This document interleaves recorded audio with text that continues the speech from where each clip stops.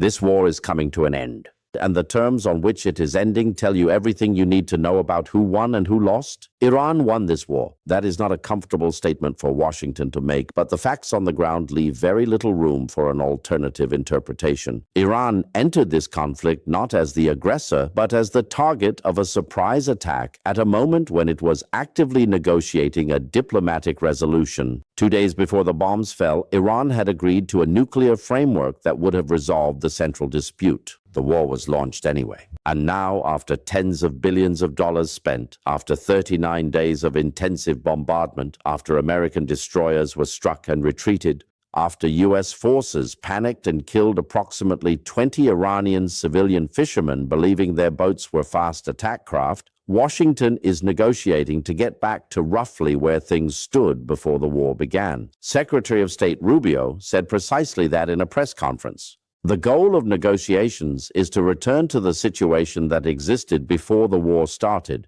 which raises the obvious question, why start the war at all? Let's talk about what actually happened operationally, because the official narrative being presented to the American public bears very little resemblance to reality.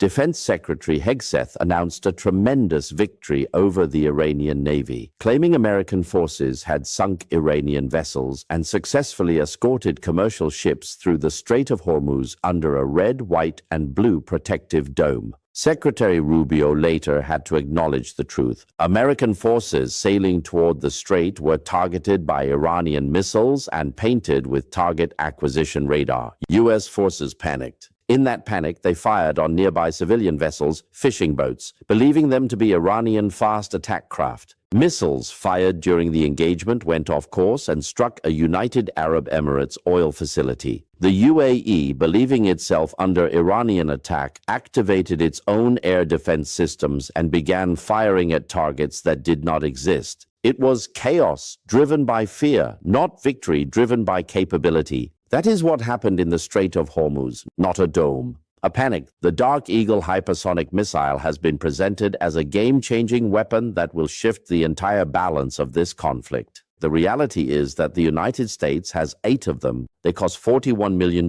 each. They have never been tested against a hardened target. The Pentagon does not know how lethal the warhead actually is. If all 8 were fired, Iran would wait approximately 1 month for the 9th to come off the production line.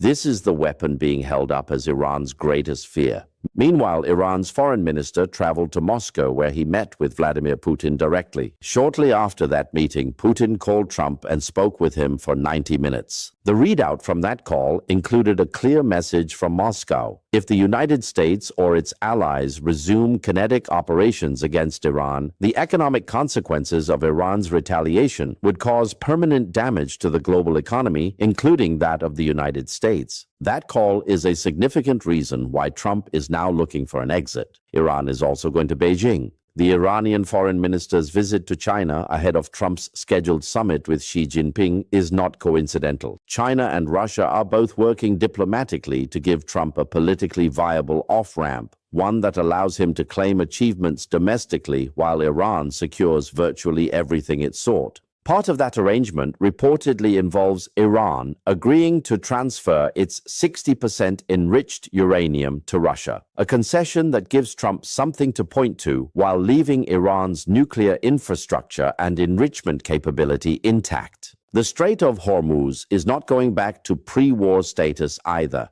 Iran has formally established a Persian Gulf Strait Authority to permanently manage and control the waterway. It is in the process of legislating that control into law. The most likely resolution is that this becomes a joint Iranian-Omani authority. What does Iran gain from a deal? Economic liberation. When sanctions are lifted and Iran fully integrates into the Shanghai Cooperation Organization, into BRICS, into regional economic frameworks, its economy is positioned for substantial growth. And the relationships it builds with China, Russia, and regional partners through this process will be so deeply interconnected that the United States will have no leverage to pull Iran back into isolation. Those relationships become Iran's long-term security guarantee, more reliable than any paper agreement with Washington, which Iran has learned through bitter experience can be cancelled by executive order on a president's first day in office. The irony of this entire conflict is that Iran, which never wanted this war and was attacked while negotiating in good faith, emerges from it stronger than it entered.